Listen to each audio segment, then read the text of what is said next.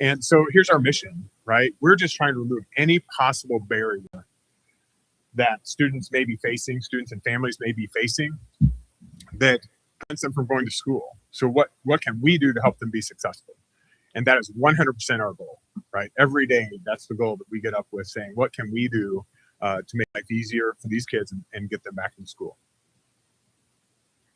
And so our current program, we serve students in grades K through 8. Periodically, we get some other referrals. We don't necessarily take them on our caseloads, but we'll make some contacts in families. But at the end of the day, we're really a K-8 program. And that is what is reflective across the entire state. There are very few programs now that will work with students that are 9, 12. Most of the time, it's because those students are just actively choosing not to go to school. There aren't barriers sometimes in place there, other than they just aren't going to go to school. And it's a different type of student. Now, we wrote in our most current grant,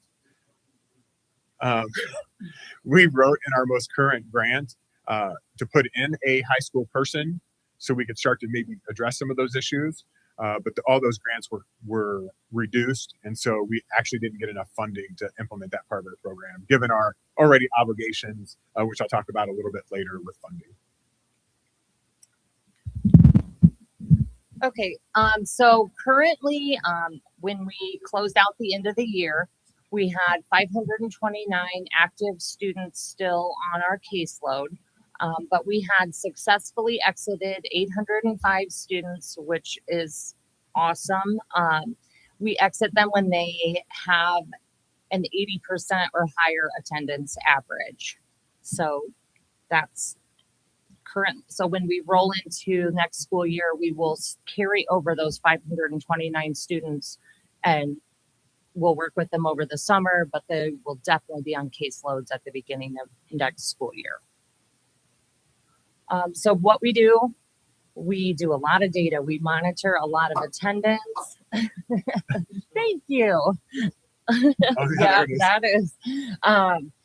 They conduct home visits for every student that's referred.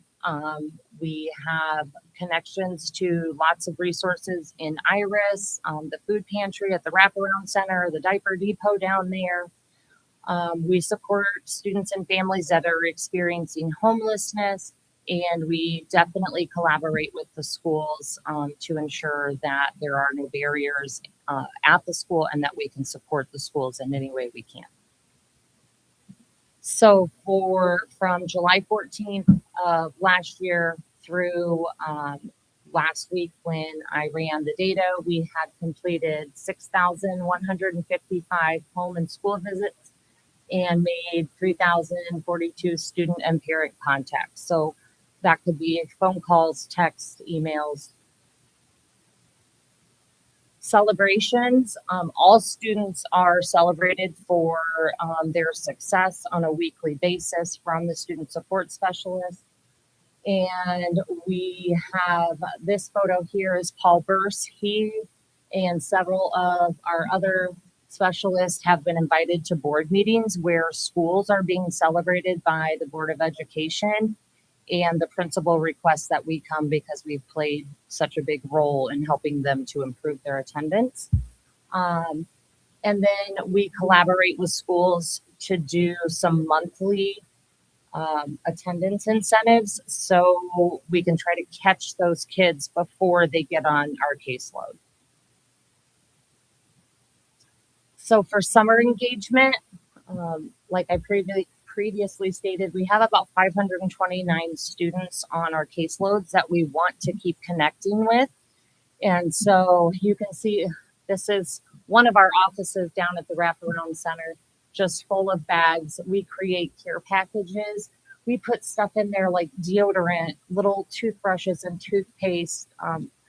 To go along with the toothbrushes and toothpaste, we put candy in because kids love candy. So, we try to give them treats and snacks, but also some things that they can use over the summer since they're not at school to get some of those extra resources.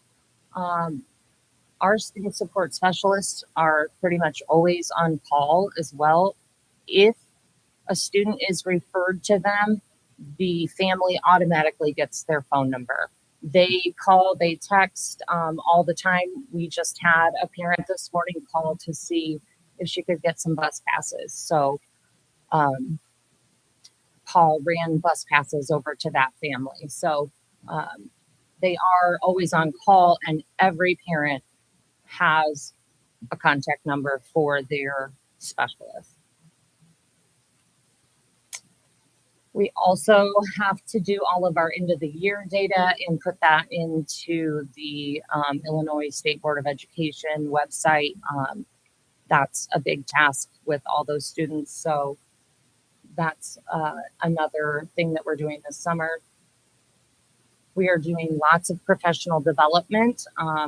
The team, needs to know how to work with at-risk families. So all the professional development that they can get in working with that population, we try to get them to those.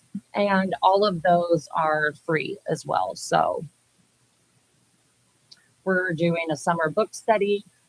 This is motivating students who don't care, proven strategies to engage all learners. So they'll be doing that over the summer. This was from last year during the 2024-25 summer. Paul Burst coordinated 2 small groups of students. They were so much fun. They were down at the Wraparound Center. One group came Monday, Wednesday, and the other group came Tuesday, Thursday. They, the top picture, they're playing games. The bottom picture, they built those cars. So they did kind of like a robotics lesson. They went on lots of field trips. They went to a Peoria Chiefs game. They went swimming. They went to the zoo. Unfortunately, Paul had, what did he have? Sorry, I don't know what he had surgery on his leg, but I can't remember what it's called. Torn Achilles. Yeah. Which are difficult to recover from. Long. So he was unable to do his summer program this year, but he will be bringing it back next summer. So that was just some highlights from the summer program from last year. We coordinate with the Peoria Afro-American Firefighters Association to distribute backpacks at the the fire truck backpack giveaway at Treewind Park. That is such a fun event. We really love doing that. We've done that a couple of years now. And then we also coordinate with all of our PPS schools to do Because We Care walks. They identify students that have not had great attendance in past years. And then we just go out and tell them we can't wait to see them at school. We give them, usually PPS gives out magnets with like the school start date and some important information. And so they just send us out to whatever homes they would like us to go to. And we do that as a team, as you can see, and just go out and talk to parents, encourage them to get kids to school, and talk to the kids and do our best to get them to school. And so that's the program as we've run it, and the summer work update, which is what was requested. And then I thought what we could do too really quickly is just go back over the funding mechanism for our truancy program. And again, 3 years ago-ish, maybe 4, we did not receive our truancy grant. As everybody in the room, I think, knows, the county really circled back in and provided us funding so that we could continue our services, which we're still incredibly thankful for.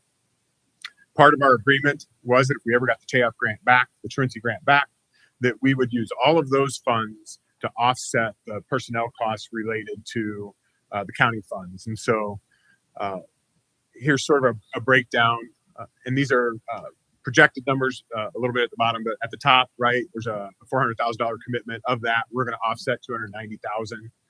We were the only program that traditionally, when everybody reapplied for a truancy grant, we're the only program across the whole state that got more money than we've ever received in the past. There's lots of people that are upset with us because they received less money because we got more money. There's only so much there, and our team wrote a great grant at the end of the day, and so it worked well. So there's about $111,000 $111,000 difference in the funding there. And so what we do is we expend all of our funds first, and then we invoice the county for funds. And so you can see in FY25 is about 327,000 of that. Are the fiscal years for the county is January 1, right? January through December. Our fiscal year for the county is also the same, but our state fiscal year is July through June. And then if we have a federal grant, it's obviously October through September. And so it's a little bit wonky when you look at the numbers here, but FY27, FY25, 327,000 is ultimately what we invoiced. This year is going to be $5,700, and that's because 115,000 of that was really paid in salaries in July through October to start our year before the money actually came in. We anticipate FY27 is that those numbers actually going to be a little bit more than that. We ran the numbers since I sent this in, but 105, probably closer to 112, 113,000 is ultimately, and that's really just paying for the supervisory related duties, because there's a mechanism in the agreement that pays for all of our case workers plus cost of living increases. So that's really just what our director ultimately, the costs around that, salary and benefits. And so that's what we wanted to do as a brief update for everyone, so that you knew what we did, knew what we were doing over the summer, and then just a review of the funding around it. What questions can we answer? Any questions? That just the county board's investment that we did 3 or 4 years ago. I think it hired, was it 3 additional caseworkers? Oh my gosh. 2 or 3? We always had 2, and we end up with 3 more. Yeah. So it increased their staff count. It paid them a living wage. They did not get paid nearly enough money for the work that they were doing prior to. And it also put them on the payroll year round rather than having summers off like they'd had before. So I feel it's the best money we've ever spent since I've been on the board. And as I would follow up, I would say that increase in salary really allowed us to also get really top tier people. Whereas what we were paying previously, we had good people in the role, different. The group we have now, super professional, 100% dedicated. And so I think we use that now for all of our other programs. The idea that can we pay a little bit more, and does paying a little bit more actually get us a much higher quality return? Right. And so we talk about that all the time when we, as an organization, are discussing all of our other programs. Sure. Any other questions? Thank you for all that information. We do appreciate it, and all the work you guys do. Thank you, guys. All right. Finally, we have sustainability.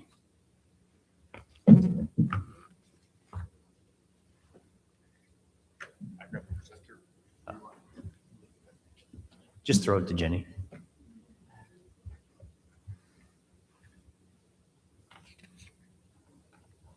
Hello. Good afternoon. I just have a few highlights to the brief that you received. First, under collections, battery collection is going well.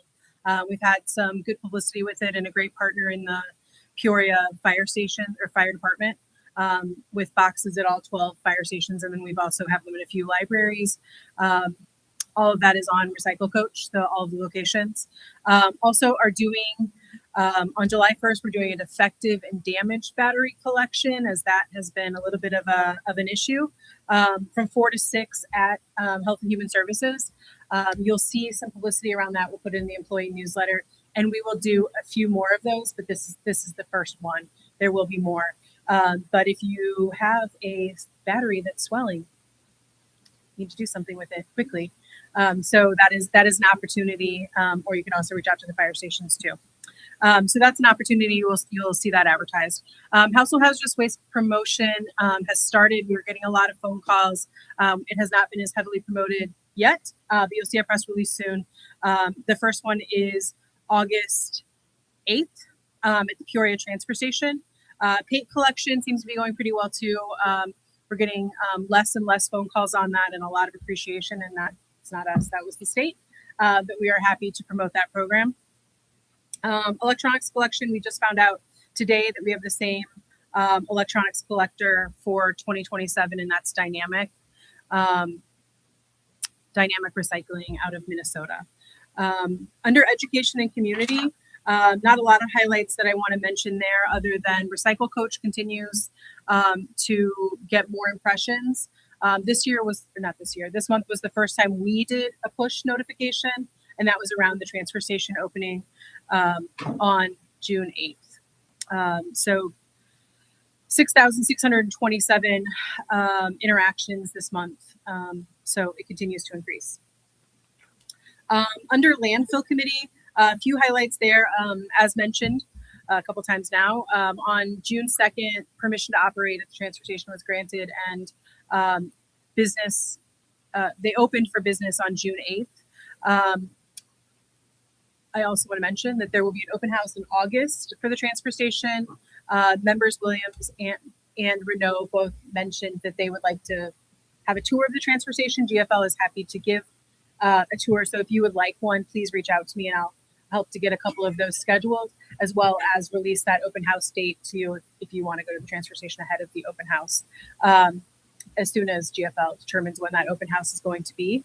Matt Coulter was unable to be here from GFL, was unable to be here this month. We'll be here next month to stand for questions around the transfer station, landfill 3.